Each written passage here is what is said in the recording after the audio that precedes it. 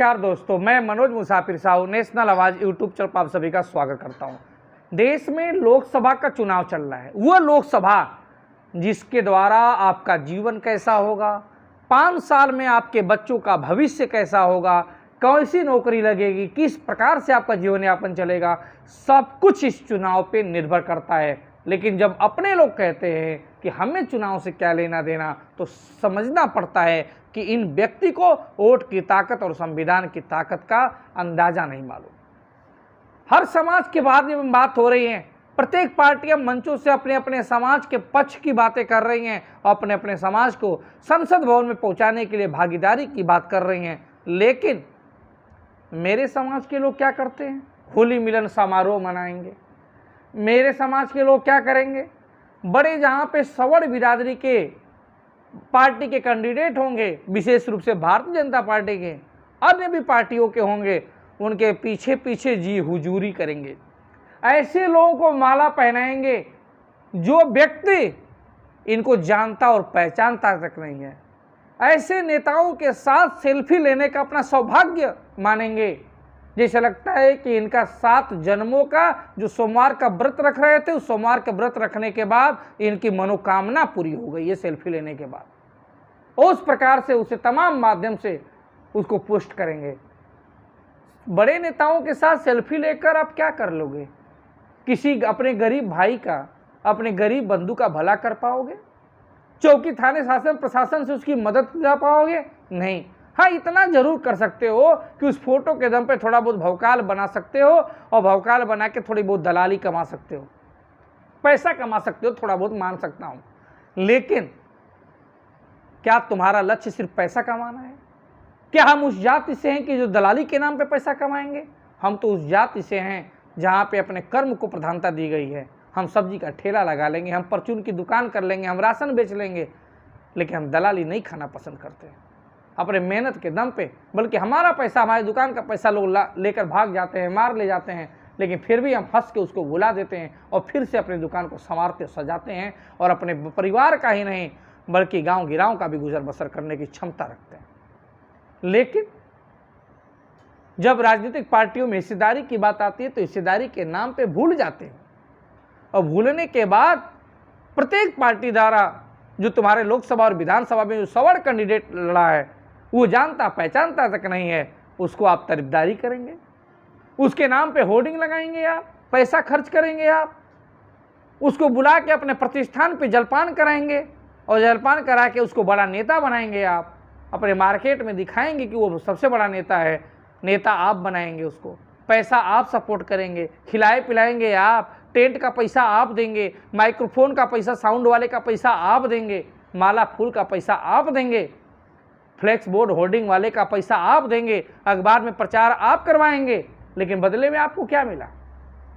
क्या मिला बदले में आपको? बताइए। ये बात गांव के छोटे अपने बिरादरी के नेता से लेकर, मंडल के मीडियम अपने नेता से लेकर और प्रदेश लेवल पे लखनऊ हो, पटना हो या रायपुर छत्तीसगढ़ हो, भोपाल हो, हर जगह बड़े नेताओं तक यही हाल है। जो बड़े बड़े सुरमा संगठन के नाम पे पनपे हुए हैं और चंदा कमा के अपना जीवन यापन करते हैं, आपके चंदे के पैसे से अपना बढ़िया सा कुर्ता पैजामा पहनते हैं, वे लोग भी कभी आवाज उठाते हैं मंचों पे? कभी सोचते हैं कि लोकसभा का चुनाव हो रहा है, एक मीडिया को बाइट, एक प्रेस कॉन्फ्रेंस ही कर दें कि किस पार्टी ने हमको क्या दिया है? आप किसी पार्टी की चमचागिरी और गुलामी क्यों करते हैं? अगर आप समाज के नाम पे कहते हैं कि हम समाज के लोग हैं, तो समाज के नाम पे आपको पारदर्शिता बरतनी चाहिए और बताना चाहिए कि किस समाज ने हमको कितनी भागीदारी दी है और किस समाज से हमारा वोट बैंक कितना जाता है और किस समाज से हमें कितनी उम्मीद है और हमारी जनसंख्या कितनी है।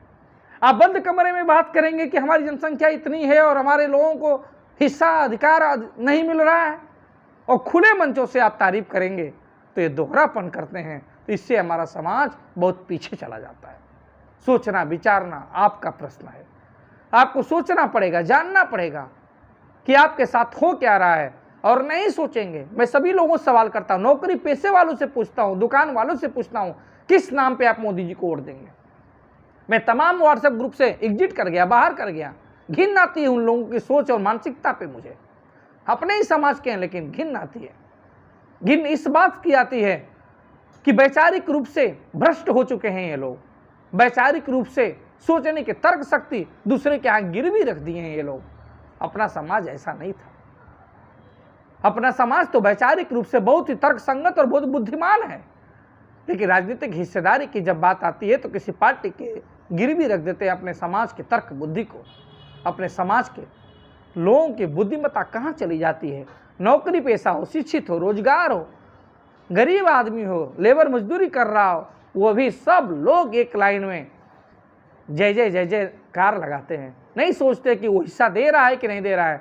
आप बताओ, जिसने आपके यहाँ मदद नहीं कर रहा है, जो आपकी बात नहीं कर रहा है, जो आपके समर्थन में एक बार नहीं सोचता कि हमारे समाज के लोग तेलू बैल कोल्हू तमाम तरह के बैल कोल्हू की दुकान चलाते हैं, तेल पेरने का, आटा चक्की काम कराते हैं, पुश्तैनी काम है, इनको बिजली विभाग में सब्सिडी दे दी जाए। सब्सिडी के बारे में आपसे बात की जाती है। आप सब्सिडी क्यों नहीं दे देते इस समाज को? नहीं दे सकते वो, बल्कि सब्सिडी नहीं देंगे, बिजली के नाम पे छापेमारी करके आपका दोहन करेंगे, झूठे मुकदमा लिखा देंगे, अधिकारियों के द्वारा शोषण किया जाएगा। राशन की दुकान चलाएंगे तो आप मैन्युफैक्चरर नहीं है, छोटे मोटे दुकान चलाते हैं, लेकिन सैंपल अधिकारियों के द्वारा आपका शोषण किया जाएगा, आप पे मुकदमा लिखा जाएगा, झूठी हल्दी उठा लिया जाएगा, हल्दीराम का पैकेट ना उठा लिया जाएगा।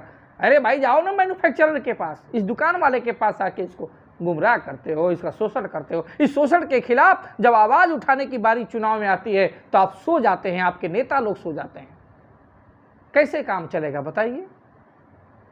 जब नौकरी में बात होती है, AWS की बात होती है, OBC की बात होती है, मंडल कमीशन की रिपोर्ट लागू होने की बात होती है, रोहिणी आयोग की रिपोर्ट लागू होने की बात होती है, राघवेंद्र प्रताप सिंह की सामाजिक न्याय की रिपोर्ट लागू होने की बात होती है, तो आप चुप्पी साध लेते हैं। आपको नहीं मालूम ये सब, आपको इससे कोई मतलब भी नहीं है, लेकिन हाँ, आपकी पीढ़ियां प्रभावित होती हैं, आप भी प्रभावित होते हैं। दूसरों को माला फूल डालने से, सेल्फी लेने से आप नेता नहीं बन जाएंगे। नेता बनने के बाद लिए आपको वैचारिक रूप से मजबूत होना पड़ेगा और सोचना पड़ेगा। अब आप सवाल उठाएंगे कि मनोज मुसाफिर आप क्यों नहीं करते? मनोज मुसाफिर लगातार प्रयास कर रहा है, लेकिन आप लोगों का साथ नहीं मिलता है। आप लोगों का साथ ऐसे लोगों को मिलता है जिनका यापन जो मीठी मीठी बातें करते हो, चंदा लेते हो, चंदा खाते हो। मनोज मुसाफिर ये सारे काम नहीं कर सकता, इस वजह से आप साथ भी नहीं देते हो, और बिना साथ दिए कुछ कारवां हो भी नहीं सकता, कुछ मुकाम हासिल भी नहीं हो सकता। इसलिए मैं आपकी सोए हुए जमीर को जगाने का प्रयास करता हूं। हो सकता है कि आप जग जाएं, क्योंकि मेरा मानना है कि 24 घंटे में बंद और बेकार पड़ी हुई घड़ी भी 2 बार में सही टाइम बताती है। हो सकता है कि मेरा समाज जरूर सुप्त हो गया है, सो गया है, वैचारिक रूप से अपंग हो गया है, लेकिन हो सकता है कभी न कभी मनोज मुसाफिर की बात उसको लगेगी और जागेगा और बोलेगा मनोज मुसाफिर को फ़ोन करके, सर आप आगे बढ़ो, आपका मैं तन मन धन से साथ दूंगा। मैं उस दिन का, उस पल का इंतजार कर रहा हूँ।